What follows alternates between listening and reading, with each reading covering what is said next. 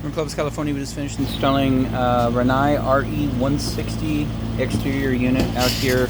Existing was an R85, so about 15-20 years old, and dead on arrival. So we pulled that one out of here.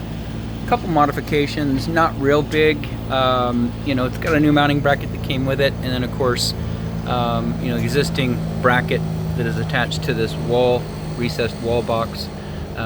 So we get that to fit, and then we needed to modify back here. So you can, back in here, you can see where these nuts come through. There's the hole down there. So a little bit of discrepancy between the kit and what's in the box, but we just drilled some new holes, put the nuts on them good. So that's mounted securely. When we got here, there was no cold water shutoff valve on here. And it's not required when you have a shutoff valve there and you're hard piped. But they had a flexible copper connector. It looks like this. This is stainless steel. They had a flexible connector with no shutoff, so which means you can't service the equipment without shutting the whole house down. What we decided to do, instead of putting a valve on and doing a bunch of funky stuff down here, we just made a transition with brass to the copper fittings and hard piped it up. So now your cold water shutoff is right here, and that's same thing we got at our house. On the hot side, we didn't have enough room. The hot valve is a little taller. You can see the cold valve back here. It's pretty short. Hot has the relief valve integrated, so it makes it deeper. So there wasn't enough room to hard pipe it. We might have been able to make it work, but I think it would have been cockeyed, or it wouldn't have worked out real well when we got done. So on this side, hot, it's not required to have a valve. Even though you do have a shutoff valve here for isolation and flushing purposes, it's not required. So we just give you a brand new stainless steel connector. That's Falcon stainless steel, full 3/4 inch inside diameter, the largest in the industry. They're expensive, but that's what we use, up to the hot side valve. And of course the relief valve comes with it. It's screwed in. This is all solid brass construction. And Falcon stainless steel, this is just a drain line that goes down into the wall and terminates here. That is for pressure only.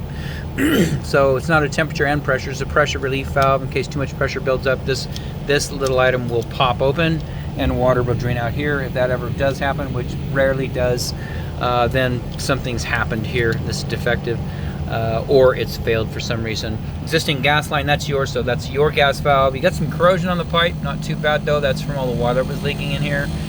Your gas valve, your gas connector, your fitting right here. So none of that's ours. We just reused what you had in place, so no big deal on that.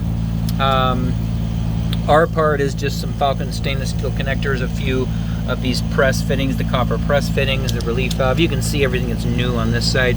That's your copper and adapter. We didn't do anything with that. That's your copper, your adapter, your copper, your adapter. Coming through, you've got the thermostat wire, which is like a sprinkler wire. You can see it's just abandoned in the box now because the RE series comes with the temperature right here outside.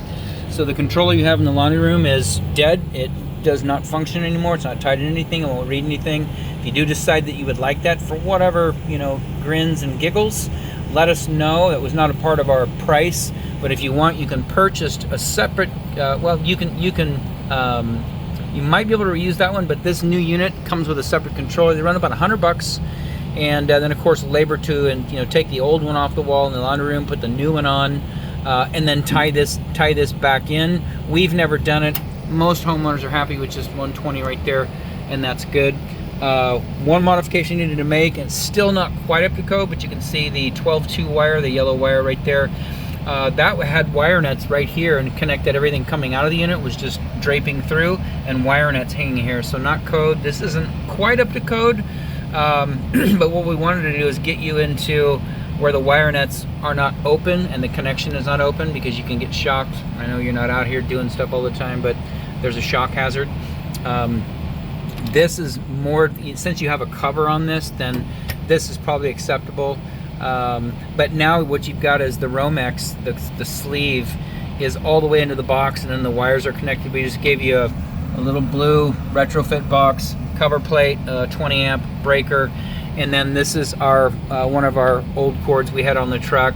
All we needed is just to get this up in here and get it restrained, because before, if you grab this yellow wire, you could just yank the whole thing out of the box. So now you've got this. It's kind of a double negative, because you have a switch here and then a plug here. So really, to shut the unit off, you could just turn the switch off, and But if you wanted to, let's say if you wanted to do your flushing, then what you would want to do is unplug it right there, because you're going to want to use that switch, not switch, but that receptacle to plug your pump in, and circulate the water through here and do your flushing. And we'll give you more information about that when we're done here.